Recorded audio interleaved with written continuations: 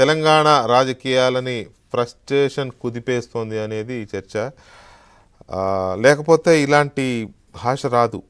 నేను నేరుగా చెప్పాలి అని అంటే రేవంత్ రెడ్డి గారు వాడుతున్న భాష కానీ, లేకపోతే కేటీఆర్ గారు వాడుతున్న భాష, ప్రధానంగా బీఆర్ఎస్ వైపు నుంచి హరీష్ రావు గారు కూడా అప్పుడప్పుడు వాడుతున్నారు, కానీ కేటీఆర్ గారు నిత్యం వాడుతున్నారు.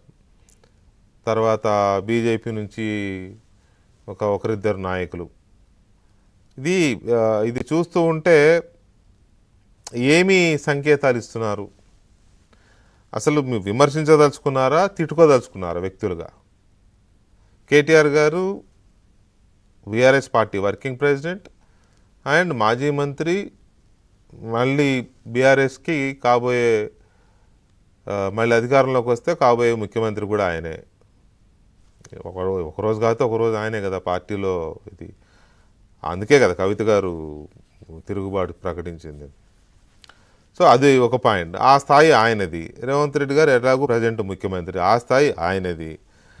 ఇక బీజేపీలో కేంద్ర మంత్రులు ఉన్నారు, ఎంపీలు ఉన్నారు, వాళ్ళ స్థాయి అవి. వీళ్ళు విమర్శించుకోవాలి, ప్రశ్నించాల్సిందే, నో డౌట్. తప్పు చేస్తే వదిలిపెట్టమని ఎవరు అనరు, వదలొద్దు. అసెంబ్లీలో అయినా బయట అయినా ఏం ప్రభుత్వం ఇది, ఈ ప్రభుత్వం ఇట్లాగైనా చేసేది అని చెప్పి గట్టిగా వాయిస్ ఎంత రేజ్ చేయాలంటే అంత రేజ్ చేయాలి.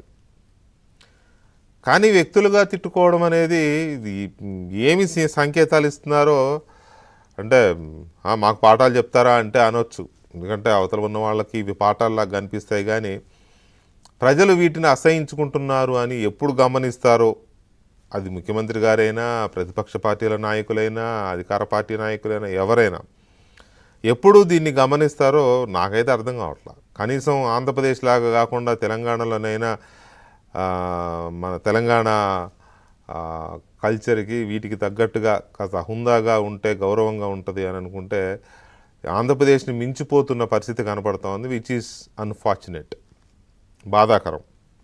అయితే దాని మీద మనతో చర్చలో పాల్గొంటున్నారు కాంగ్రెస్ పార్టీ సీనియర్ నాయకులు, ప్రభుత్వ విప్, ఎమ్మెల్యే ఆది శ్రీనివాస్ గారు, అలాగే బీఆర్ఎస్ పార్టీ సీనియర్ నాయకులు, కార్పొరేషన్ మాజీ చైర్మన్ రావుల శ్రీధర్ రెడ్డి గారు కూడా మనతో చర్చలో ఉన్నారు. ముందుగా శ్రీనివాస్ గారు నమస్తే అండి. నమస్తే శ్రీనివాస్ గారు, కేటీఆర్